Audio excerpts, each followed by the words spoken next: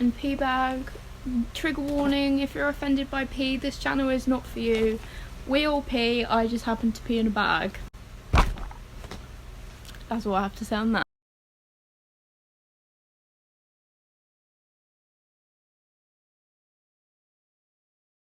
Hi, let's talk about Hyacyst. So I was first introduced to Hyacyst in an emergency pop-up clinic for my suprapubic catheter flow.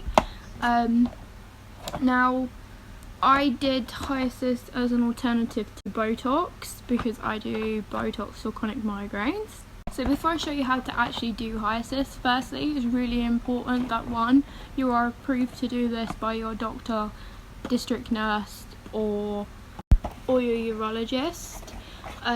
Secondly, of course, everyone is different. Hyacyst works for me, but it might not work for you. And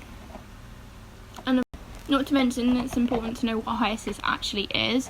Hyacyst is a bladder installation which temporarily replenishes the GAG layer in your bladder, which is a naturally reoccurring layer in your bladder. So what does Hyacyst look like? Hyacyst is very, very similar to a bladder washout, if you've ever seen one of them. It just looks like this. It comes in a syringe. It's kind of a cloudy / clear liquid. So for all my people out there who have small bladders like myself, it is a 50ml syringe, so very similar to a bladder washout. So a bladder washout syringe is about 60ml, so this is 50.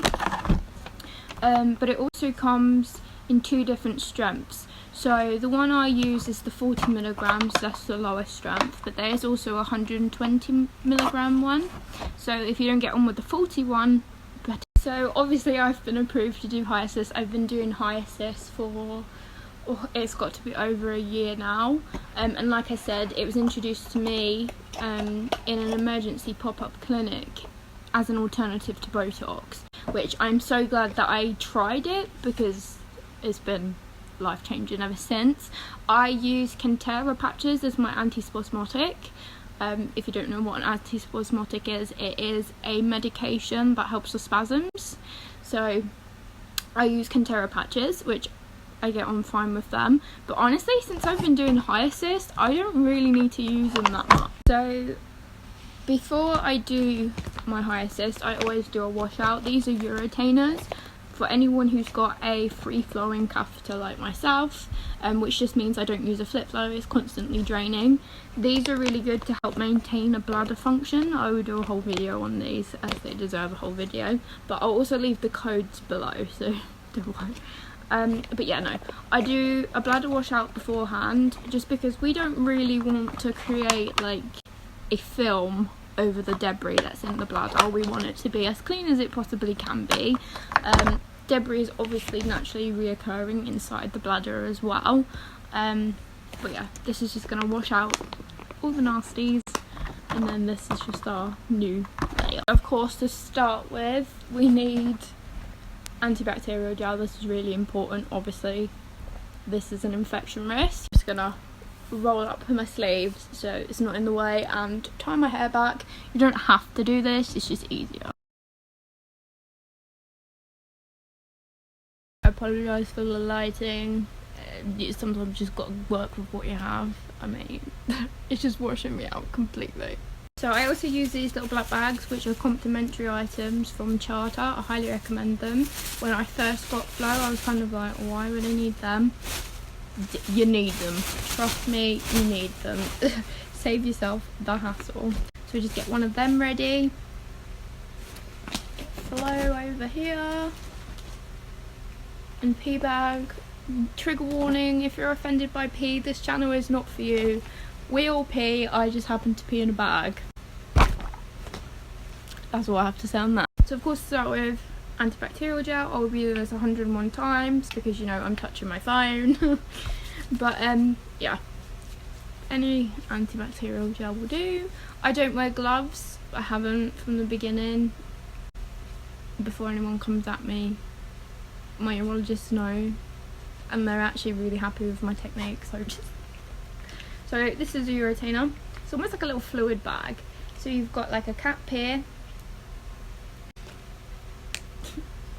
EDS hands, I can't open it. Plop everything in here.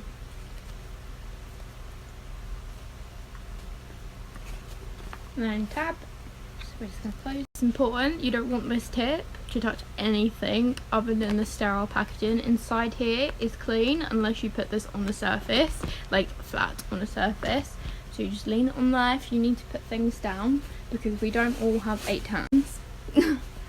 So next up obviously is antibacterial gel. It gets annoying but it's necessary. Just keep telling yourself it's necessary. Trust me, you'd rather be doing that 100 times than going to hospital for an infection. So next up we're going to disconnect flow. Normally this would not be put on any surface either, but I'm changing my bag, so it doesn't really matter. So you pop in like that. Since this is about Hyacyst and not about the uretainer, I'm just going to do this bit as quickly as possible. So just for the sake of this video, you unclamp here, and this literally goes down using gravity. It's that simple. So it's completely empty. Wait a couple of minutes and then you open the green tab like so, and he comes out.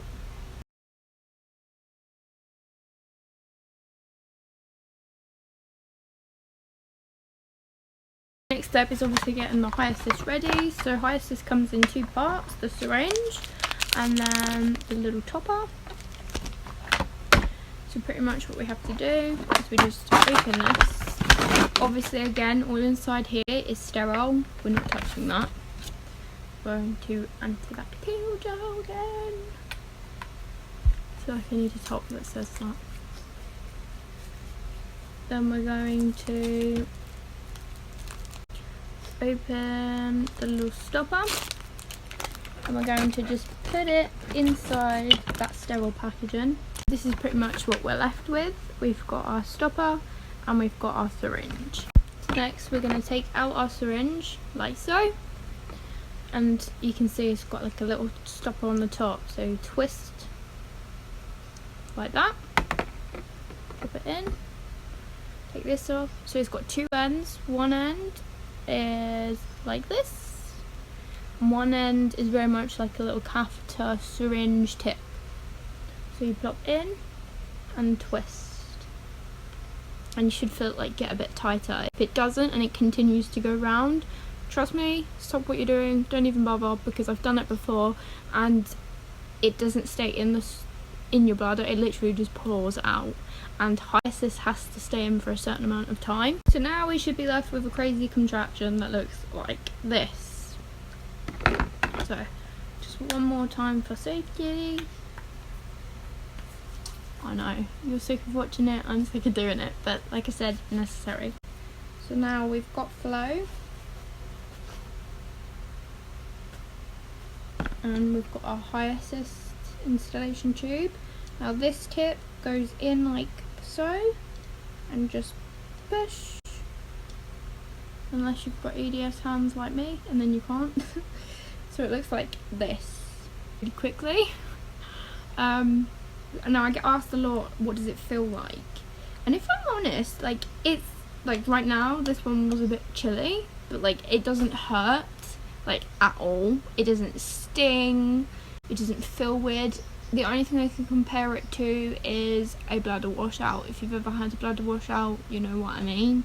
Now, like I said, it does not sting. However, if you've got a small bladder like myself and you've got a full bladder, you're going to have some bladder spasms, and if you suffer with urinary urgency, you're going to pee yourself.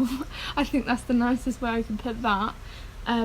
So my bladder holds just over 100 mils, and that is obviously confirmed with urodynamics. That's the only way I know, and my urodynamics was done over 2 years ago now, so God knows what it holds now, but we'll just say 100 mils.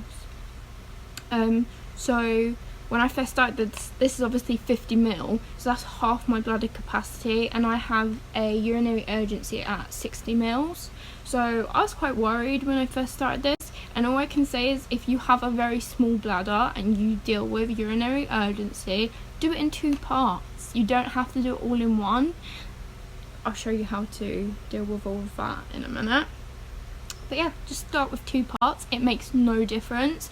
Only thing is, you're obviously going to be sitting with it in your bladder for longer because it has to sit in for a certain amount of time. So Hyacyst has to sit in for a minimum of 40 minutes, max of 2 hours. The longer you go, the better. Obviously, the more film is coating your bladder. But yeah, you can't, obviously you can take it out, but it's less effective if you take it out before the 40 minutes. So when I first started, I started with just the 40 minutes, and sometimes I hit an hour.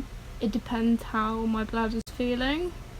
As we know, bladders can be a bit of a BIDCH, but such as that. Hyacyst can be used for many things, including cystitis, a GAG deficiency layer, not to mention it can help with recurrent bacterial cystitis as well. So if you're dealing with a lot of bladder infections and you just can't seem to shift them, I definitely recommend suggesting Hyacyst to your doctor. And obviously where I started, spasms was somewhat of an issue. I was having some blood clots come through, which actually turned out to be the type of catheter that I was using, but Hyacyst has helped with all of them things. So if you have them sort of issues, I definitely recommend Hyacyst. How often do you use it? So when you first start out, you have to do Hyacyst on a pretty regular scheduling. So I think they now suggest that you do it once a week for 4 weeks, and then once you've done it once a week for 4 weeks and you start to build up that layer, because obviously it has to start being built up, then it gets moved to further away times, if that makes sense. So from after I did the initial so many installations, I then moved to every 2 weeks, and now I do it from every 2 weeks to 4 weeks, and some people even go 6 months. It honestly depends on your body. Personally, I notice a big difference if I haven't done Hyacyst. I'd say a month is pretty good time frame. Now obviously this is just speculation and I can only talk about my own experience. For me, Hyacyst obviously makes, well, for me it makes a difference with tube changes.